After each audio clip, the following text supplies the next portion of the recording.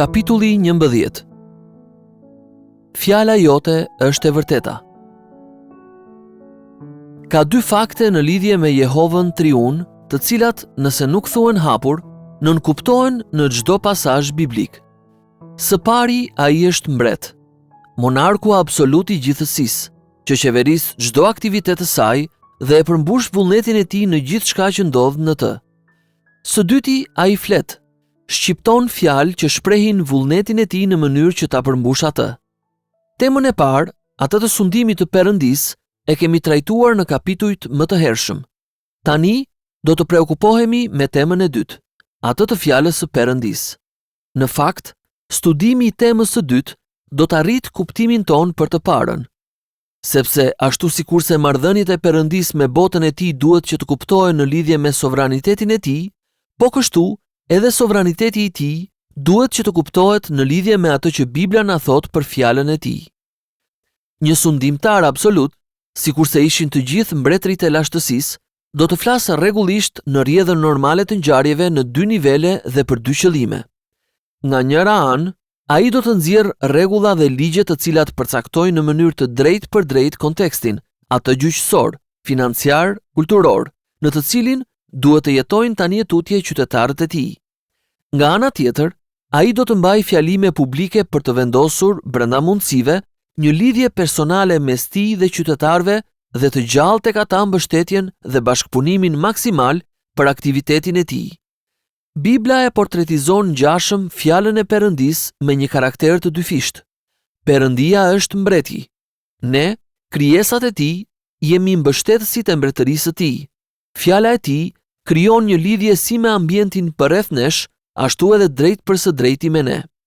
Perëndia flet për të përcaktuar si kontekstin ton, ashtu edhe për t'i angazhuar mendjet dhe zemrat tona. Në lidhjen e parë, ku përfshihet sfera e krijimit dhe e provanisë, fjala e Perëndisë merr formën e një urdhri sovran. U bëft. Në lidhjen e dytë, ku fjala e Perëndisë na adresohet ne personalisht, ajo merr formën e Torahut mbretëror. Fjala hebraike e përkthyer ligj në dhjatën tonë të vjetër, që në fakt nënkupton udhëzim në të gjitha format e tij të shumta. Torah e mbretit Perëndi ka një karakter të trefisht. Një pjesë e saj është ligj, në kuptimin e mirëfillt të urdhërimeve ose mohimeve, të cilat shoqërohen edhe me ndëshkime. Një pjesë e saj është premtim, përfitues ose ndëshkues, i kushtëzuar ose i pakushtëzuar. Një pjesë e saj është dëshmi, informacioni që Perëndia na jep rreth vetes dhe njerëzve, në lidhje me veprimet, qëllimet, natyrën dhe mundësitë e të dyja palëve. Fjala që Perëndia na adreson drejt për së drejti, si një fjalim mbretëror, por akoma më shumë se kaq, i ngjan një instrument i qeverisës dhe shoqëror. Sepse ndon se Perëndia është një mbret i madh, ai nuk dëshiron që të jetojë larg nën shtetasve të tij. Përkundrazi, ai na krijoi me qëllimin që të mund të ecim përjet në një marrëdhënie dashurie. Mirëpo një marrëdhënie e tillë mund të ekzistojë vetëm atëherë kur palët e përfshira kanë një farë njohurie për njëra tjetrën. Perëndia, krijuesi ynë, di gjithçka për ne përpara se ne të themi ndonjë fjalë. Psalmi 139 vargu 1 deri në 4. Kurse ne nuk mund të dim asgjë rreth tij pa na e treguar ai. Ja pra, një tjetër arsye pse Perëndia na flet, jo vetëm që të na nxit për të bërë atë që do ai, por edhe që të na aftësoj për të njohur atë në mënyrë që edhe ta duam. Prandaj, Perëndia na e dërgon fjalën e tij me karakter informues edhe ftues. Ajo vjen jo vetëm për të na impresionuar, por edhe për të na udhëzuar. Jo vetëm që të na përfshi në tablon e asaj që Perëndia ka bërë dhe po bën, por gjithashtu na thërret në një marrëdhënie personale me vetë Zotin e dashur. Perëndia që flet. Karakteristikat e fjalës së Perëndisë i hasim në 3 kapitujt e parë të Biblës. Vështroni së pari historinë e krijimit tek Zanafilla 1. Pjesë e qëllimit të këtij kapitulli është që të na sigurojë që çdo send në mjedisin ton natyror është vendosur aty nga Perëndia. Vargu i parë deklaron temën që do të shtjellohet në vazhdim të kapitullit. Në fillim Perëndia krijoi qiejt dhe tokën.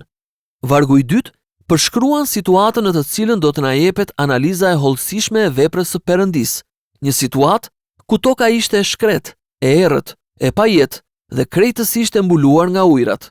Më pas, vargu 3, na thot se si Perëndia foli në mes të kaosit dhe shterpësisë. Pastaj Perëndia tha: "U bëft drita." Çfarë ndodhi? Menjëherë drita u bë. Fjala krijuese e Perëndisë, le të, u shqiptua edhe 7 herë të tjera. Vargjet 6, 9, 11, 14, 20, 24 dhe 26. Dhe hap pas hapi, gjërat erdhën në ekzistencë dhe rregullsi.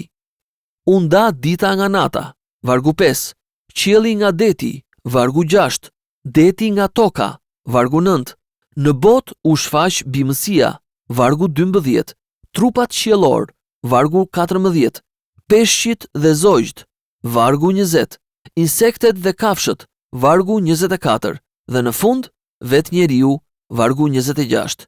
Gjithçka u bë nga fjala e Perëndisë. Krahaso Psalmi 33, vargjet 6 dhe 9, Hebrejve 11 vargu 3 dhe 2 Pjetrit kapitulli 3 vargu 5. Mirpo tani historia na çon në një stad më tej. Perëndia i flet burrit dhe gruas që ka krijuar. Perëndia u tha atyre, vargu 28. Ja ku është Perëndia që u flet drejt për drejt qenieve njerëzore, duke inauguruar marrëdhënien miqësore midis tyre dhe Perëndisë. Vini re kategoritë në të cilat renditen thënjet që Perëndia u drejtoi atyre në pjesën tjetër të historisë. Fjala e parë e Perëndisë për Adamin dhe Evën është një fjalë urdhëruese. Ai u bën thirrje atyre që të përmbushin thirrjen e njerëzimit për ta sunduar rendin e krijuar. Jini të frytshëm dhe sundoni, vargu 28. Pastaj vjen një fjalë dëshmuese, ja, vargu 29, përmes së cilës Perëndia u shpjegon që bimësia, të korrat dhe frutat janë krijuar si ushqim për njerëzit dhe kafshët. Më pas, hasim një ndalim, të cilit i bashkëngjitet një ndëshkim. Por mos ha nga pema e njohjes të së mirës dhe të së keqes, sepse ditën që do të hash prej saj, ke për të vdekur me siguri. Kapitulli 2 vargu 17. Në fund, Perëndia i afrohet Adamit dhe Evës pas rënies në mëkat dhe u flet atyre sërish dhe kësaj here me fjalë premtimi. Përfituese dhe ndëshkuese, ndonse nga njëra anë, ai premton që fara e gruas do t'ja shtyp kokën gjarprit, nga ana tjetër, ai përcakton dhimbjet e lindjes për Evën, punën e mundimshme për Adamin dhe vdekjen e sigurt për të dy. Kapitulli 3, vargjet 15 deri në 19. Vetëm brenda këtyre 3 kapitujve shohim fjalën e Perëndisë në të gjitha marrëdhëniet e saj me botën dhe me njeriun brenda saj. Nga njëra anë, ajo përcakton rrethanat dhe mjedisin e njeriut, ndërsa nga ana tjetër urdhëron bindjen e njerëzve, i fton ata për t'i zënë besë atij dhe u zbulon atyre mendjen e krijuesit të tyre. Pjesa tjetër e Biblës na shpalos shumë thënie të reja të Perëndisë, por asnjë kategori tjetër për marrëdhënien mes fjalës së Perëndisë dhe krijesave të tij. Përkundrazi, paraqitja e fjalës së Perëndisë tek Zanafilla 1 deri në 3 do të përsëritet dhe do të konfirmohet më tej. Ndaj nga njëra anë, e gjithë Bibla këmbgul që të gjitha rrethanat dhe ngjarjet në botë përcaktohen nga fjala e Perëndisë, nga thënia le të e gjithë pushtetshme e krijuesit. Shkrimi e përshkruan gjithçka që ndodh si përmbushjen e fjalës së Perëndisë, nga ndryshimi i kohës. Psalmi 147, vargjet 15 deri në 18 dhe 148 vargu 8, e deri te ngritja dhe rrëzimi i kombeve.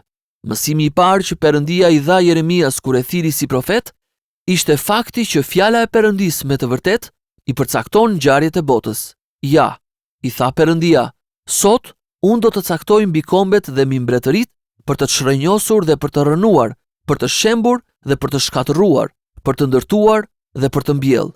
Jeremia kapitulli 1 vargu 10. Mirë po si mund të ndodhë kjo? Jeremia nuk u thirr si një burr shteti ose një sundues botëror, por si profet, një lajmëtar i Perëndisë. Kapitulli 1 vargu 7. Si është e mundur vallë që një burr pa ndonjë pozitë zyrtare, detyra e të cilit ishte vetëm të fliste, të përshkruhet si sundimtari që Perëndia ka caktuar mbi kombet, për të vetmen arsye që fjalët e Zotit ishin në gojën e tij. Vargu 9. Dhe çdo fjalë që Perëndia i dha për të deklaruar mbi fatin e kombeve, sigurisht që do të përmbushej. Për t'ia ngulitur këtë në mendje Jeremias, Perëndia i dha atij vegimin e parë. Jeremia çfarë shikon? Shikoi një deg bajameje, në hebraisht shak-ed. Ke parë mirë, sepse unë vigjëloj, në hebraisht shoked, mbi fjalën time që të ketë efekt. Jeremia kapitulli 1, vargjet 11 deri në 12. Perëndia e shpall të njëjtën të vërtet përmes Isaias në këtë formë. Ashtu si shiu dhe bora zbresin nga qielli dhe nuk kthehen prapa pa ujitur tokën, pa e bërë pjellore, kështu do të jetë fjala ime që del nga goja ime. Ajo nuk do të më kthehet bosh pa e kryer atë që dëshiroj. Isaia kapitulli 55, vargjet 10 dhe 11. E gjithë Bibla thekson me këmbgulje që fjala e Perëndis është instrumenti i tij ekzekutues në të gjitha ngjarjet e njerëzimit, vetëm për të e për asnjë tjetër. Është e vërtet që çfarë do të thotë edhe bëhet. Në të vërtetë, fjala e Perëndis e qeveris botën, përcakton fatet tona. Nga ana tjetër, Bibla vazhdimisht e prezanton fjalën e Perëndis teksa na drejtohet me karakterin e saj të trefisht, siç u shqiptua në kopshtin e Edenit. Ndonjëherë, ajo vjen si ligj, si në malin e Sinait, si në shumicën e predikimeve të profetëve, në pjesën më të madhe të mësimit të Krishtit dhe në urdhërimin ungjillor për t'u penduar. Veprat e Apostujve, kapitulli 17, vargu 30, dhe për të besuar në Zotin Jezu Krisht. 1 Gjonit, kapitulli 3, vargu 23. Ndonjëherë, ajo vjen si premtim, si në rastin e premtimit të pasardhësve dhe në premtimin e beslidhjes, të cilat ju dhan Abrahamit. Zanafilla kapitulli 15 vargu 5, kapitulli 17 vargjet 1 deri në 8. Në premtimin e çlirimit nga Egjipti, Eksodi kapitulli 3 vargu 7 deri në 10. Në premtimin e Mesias, Isaia kapitulli 9 vargjet 6 dhe 7, kapitulli 11 vargjet 1 dhe 2. Në premtimin e mbretërisë së Perëndis, Danieli kapitulli 2 vargu 44 dhe kapitulli 7 vargu 14, si dhe në premtimin e dhjatës së re për drejtësimin, ringjalljen dhe lëvdimin e besimtarve. Sërish ndonjëherë ajo vjen si dëshmi, si udhëzim hyjnor në lidhje me çështjet e besimit dhe parimet e perëndishmërisë, në formën e tregimit historik, argumentit teologjik, poezisë dhe fjalëve të urta. Në çdo rast theksohet që fjala e Perëndis kërkon bindjen tonë absolute. Fjala duhet pranuar, duhet besuar dhe duhet i bindemi, sepse ajo është fjala e Perëndis mbret. Thelbi i mungesës së perëndishmërisë është kokfortësia krenare tek një popull i keq që nuk pranon të dëgjoj fjalët e mia. Jeremia kapitulli 13 vargu 10. Përkundrazi, shenja e përulësisë dhe e perëndishmërisë së vërtet është kur personi dridhet nga fjala ime. Isaia kapitulli 66 vargu 2. E vërteta absolute. Mirë po e drejta e fjalës së Perëndis mbi ne nuk varet thjesht nga marrëdhënia jon me të si krijesa dhe subjekte. Ne duhet ta besojmë dhe t'i bindemi asaj, jo vetëm sepse kështu na thot ai, por gjithashtu dhe mbi të gjitha për shkak se ajo është një fjalë e vërtetë. Autori i saj është Perëndia i së vërtetës. Psalmi 31 vargu 5, Isaia 65 vargu 16, i pasur në besnikëri, të vërtet. Eksodi kapitulli 34 vargu 6. E vërteta jote arrin deri te ret. Psalmi 108 vargu 4, krahaso me 57 vargu 10. Do me thënë, ajo është e përbotshme dhe e pakufizuar, prandaj fjala është e vërteta. Gjoni 17 vargu 17. Shuma e fjalës sate është e vërteta. Psalmi 119 vargu 160. Ti je Perëndia, fjalët e tua janë të vërteta. 2 Samuelit kapitulli 7 vargu 28. E vërteta në Bibël është kryesisht një cilësi e personave dhe vetëm në një kuptim dytësor është cilësi e deklarimeve. Ajo nënkupton stabilitet, besueshmëri, këmbgulje, besnikëri, cilësinë e një personi krejtësisht konsekuent, të sinqert, realist, i cili nuk mund të mashtrohet. Perëndia është një person i tillë. Në këtë rast e vërteta është natyra e tij, dhe ai nuk mund të jetë diçka tjetër në vetvete. Jap se ai nuk mund të gënjej. Titit, kapitulli 1, vargu 2, Numrat, kapitulli 23, vargu 19, 1 Samuelit, kapitulli 15, vargu 29 dhe Hebrejve, kapitulli 6, vargu 18. Jap se fjalët e tij për ne janë të vërteta dhe nuk mund të jenë gjë tjetër veç se të vërteta. Ato janë tregues i realitetit. Ato na i zbulojnë gjërat siç janë në të vërtetë dhe siç do të jenë për ne në të ardhmen, nëse u avëm apo jo veshin fjalëve të Perëndisë. Le ta shtjellojmë pak këtë me 2 pika më tepër. Pika e parë. Urdhërimet e Perëndisë janë të vërteta. Të gjitha urdhërimet e tua janë të vërteta. Psalmi 119, vargu 151. Pse përshkruan ato në këtë mënyrë? Së pari, sepse ato kanë qëndrueshmëri dhe vazhdueshmëri në paraqitjen e kërkesave që Perëndia ka për jetët e njerëzve të çdo epoke. Së dyti, sepse ato na tregojnë të vërtetën e pandryshueshme në lidhje me natyrën tonë. Ky është pikërisht qëllimi i ligjit të Perëndisë, të na japë një përkufizim funksional të natyrës së vërtet njerëzore. Fjala e Perëndisë na tregon arsyen pse u krijuam, na mëson se si të jemi njerëz të vërtet dhe na paralajmëron kundër vetëshkatrimit moral. Kjo është një çështje e një rëndësie të madhe, e cila sot na kërkon që t'i kushtojmë shumë vëmendje. E njohim të gjithë idenë që trupat tanë janë si makinerit, të cilat ka nevojë për rutinën e duhur të ushqimit, çlodhjes dhe ushtrimit fizik nëse duam që të jenë efektiv. Ndërkohë, ato janë të destinuara për të shkatruar nëse mbushen me karburantin e gabuar, alkolin, drogën, helmin, duke humbur aftësitë e tyre për të funksionuar shëndetshëm dhe përfundimisht shuhen në vdekjen fizike. Por ndoshta ne nuk arrijmë të kuptojmë që Perëndia dëshiron për ne që ta konsiderojmë shpirtin ton në të njëjtën mënyrë. Si persona të arsyeshëm, ne u krijuam për të mbajtur shëmbëllimin moral të Perëndisë. Domethënë, shpirti ynë u krijua që të funksiononte me anë të praktikës së adhurimit, zbatimit të ligjit, përmes vërtetësisë, ndershmërisë, disiplinës, vetkontrollit dhe shërbesës ndaj Perëndisë dhe njerëzve të tjerë. Ne i braktisim këto praktika, jo vetëm që ngarkohemi me faj përpara Perëndisë, por gjithashtu i shkatrojmë shpirtrat tanë. Ndërgjegja atrofizohet, ndjesia e turpit zhduket, kapaciteti ynë për të vërtetën, besnikrinë dhe ndershmërinë humbet dhe karakteri ynë shpërbëhet. Ne jo vetëm që bëhemi mjeran të dëshpëruar, por gradualisht zvetnohemi. Ky është njëri aspekt i vdekjes frymërore. Richard Baxter kishte të drejtë kur formuloi 2 alternativat si një shenjtor ose një shtaz. Fundja këto janë zgjedhja e vetme dhe herët avon të gjithë ne zgjedhim ose njërin ose tjetrën, qoftë me apo pa vetëdije. Në kohën tonë, disa shpallin në emër të humanizmit që morali seksual puritan i Biblës është armiqësor për fitimin e pjekurisë së vërtet njerëzore dhe një lirshmëri pak më e madhe na siguron një jetë më të pasur. Nuk na mbetet gjë tjetër veç mos ta quajmë këtë ideologji me emrin humanizëm, por kafshëri. Lirshmëria seksuale nuk të bën më njerëzor, përkundrazi, ajo të kafshëron dhe të ndëron shpirtin. E njëjta gjë është e vërtet sa herë që shpërfillet ndonjë nga urdhërimet e Perëndisë. Ne jetojmë një jetë me të vërtetë të njerëzishme vetëm për aq kohë sa përpiqemi që t'i zbatojmë urdhërimet e Perëndisë. Pika e dytë. Premtimet e Perëndisë janë të vërteta sepse Perëndia e mban fjalën.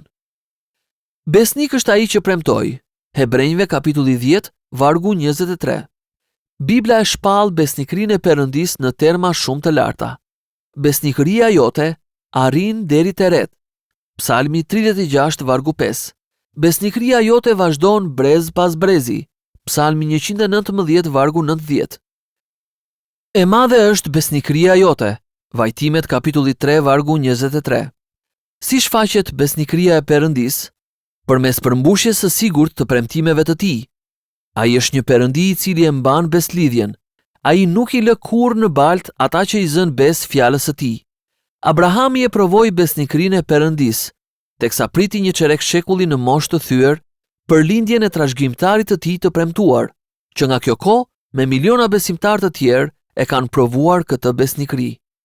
Në kohën kur Bibla pranohej në përkishat anë si fjala e shkruar e Perëndisë, njerëzit e kishin të qartë që premtimet e Perëndisë të regjistruara në shkrim ishin themeli i duhur që Perëndia kishte dhënë për një jetë me besim dhe se mënyra për ta forcuar besimin ishte fokusimi mbi premtime specifike rreth situatës që po kalonte personi. Puritani i kohëve të mëvonshme, Samuel Clark, shkroi dhe tha në hyrjen e librit të tij Premtimet e Shkrimit ose Trashëgimia e Krishterë, një përmbledhje e premtimeve të shkrimit sipas tematikave të tyre, në origjinal Scripture Promises or the Christian's Inheritance, a collection of the promises of Scripture under their proper heads. Një vëmendje e qëndrueshme dhe e vazhdueshme tek premtimet, si dhe një besim i palëkundur në to, do të parandalojnë preokupimet dhe ankthin për shqetësimet e kësaj jete. Do ta mbajë mendjen në paqe dhe të qetë në çdo ndryshim, do të mbështet dhe do të ngrej lart shpirtrat tanë në mes të vështirësive të jetës. Të krishterët e privojnë veten nga ngushëllimet e tyre më të mëdha kur nuk u zën bes dhe i harrojnë premtimet e Perëndis. Nuk ka asnjë vështirësi sa do të madhe për të cilën të mos ketë premtime të përshtatshme dhe tepër të bollshme për të na dhënë lehtësim në mes të saj. Një njohje e thellë me premtimet do të na ndihmonte shumë në lutje. Çfarë inkurajimi merri krishteri për t'ju drejtuar Perëndis në Krishtin kur konsideron premtimet e vazhdueshme që lutjet e tij do të dëgjohen, me sa kënaqësi do t'i ofrojë dëshirat e ndryshme të zemrës së tij, kur reflekton mbi ato pasazhe ku janë premtuar pikërisht këto mëshira. Me çfarë fryme të zellshme dhe besimi të fortë mund t'i përforcojë ai lutjet e tij, duke ju përgjëruar premtimeve të hirshme, të cilat shprehin qartë situatën e tij. Dikur njerëzit i kuptonin këto gjëra, mirëpo teologjia liberale, me refuzimin e saj për ta identifikuar shkrimin si vetë fjalën e Perëndis, në të shumtën e rasteve na ka privuar nga zakoni i meditimit mbi premtimet, nga zakoni i mbështetjes së lutjeve tona mbi premtimet dhe i ecjes me besim në jetën tonë të përditshme deri ku të na çojnë ato premtime. Njerëzit sot tallen me kutitë e premtimeve që përdorin gjyshrit tan, mirëpo një qëndrim i tillë nuk është i urtë. Kutitë e premtimeve sigurisht që janë abuzuar, mirëpo qasja që ato shprehin ndaj shkrimit dhe ndaj lutjes ishte me vend. Kjo është diçka të cilën e kemi humbur dhe që duhet ta rifitojmë. Beso dhe bindu. Çfarë është një i krishter? Të krishterët mund të përshkruhen nga shumë këndvështrime, por nga sa kemi thënë, mund ta përmbledhim gjithçka qartësisht duke thënë, të krishterët e vërtet janë njerëz që e pranojnë dhe jetojnë në autoritetin e fjalës së Perëndis. Ata i nënshtrohen pas një rezervë fjalës së Perëndis të shkruar në librin e së vërtetës, Danieli kapitulli 10 vargu 21, duke e besuar mësimin e saj, duke u zënë bes premtimeve të saj dhe duke i zbatuar urdhërimet e saj. Sytë e tyre janë të drejtuar nga Perëndia i Biblës, si ati i tyre, dhe nga Krishti i Biblës, si shpëtimtari i tyre. Nëse i pyesni, të krishterët do t'ju tregojnë që fjala e Perëndis i ka bindur për mëkatin dhe gjithashtu i ka siguruar përfaljen. Ndërgjegja e tyre, ashtu si ndërgjegja e Luterit, është zënë rob nga fjala e Perëndis, dhe ashtu si psalmisti, ata dëshirojnë që e gjithë jeta e tyre të jetë në përputhje me të. Oh, rrugët e mia qofshin të qëndrueshme në respektimin e statuteve të tua, të kam kërkuar me gjithë zemër, mos më lër të devijoj nga urdhërimet e tua, më mëso statutet e tua, më bëj që të kujtoj rrugën e urdhërimeve të tua, përkulja zemrën time dëshmive të tua dhe jo lakmis. Zemra ime qofte paqortueshme lidhur me statutet e tua, me qëllim që unë të mos ngatërohem. Psalmi 119 vargu 5, vargu 10, vargjet 26 deri në 27, vargu 36 dhe vargu 80. Premtimet janë përpara tyre teksa luten dhe i mbajnë përpara parimet teksa kryejnë detyrat e tyre të përditshme. Të krishterët e dinë që përveç fjalës së Perëndis, që u është dhënë atyre drejt për drejt përmes shkrimit, Perëndia e ka folur fjalën e tij për të krijuar, kontrolluar dhe qeverisur gjithçka rreth tyre. Mirëpo, përderisa shkrimet u thonë se të gjitha gjërat bashkëveprojnë për të mirën e tyre, mendimi që Perëndia i qeveris rrethanat e tyre u sjell vetëm gëzim. Të krishterët janë njerëz të pavarur, sepse ata e përdorin fjalën e Perëndis si standardin me anë të cilit i vënë në provë të gjitha pikpamjet që u paraqiten. Ndërkohë, ata nuk prekin asgjë për të cilën nuk janë të sigurt se miratohet nga shkrimi. Pse vallë një përshkrim i tillë u shkon përshtat vetëm pak prej nesh sot që rrëfejmë se jemi të krishterë? Do ta gjeni të dobishme që këtë pyetje t'ia bëni ndërgjegjes suaj dhe ta lejoni atë t'ju përgjigjet.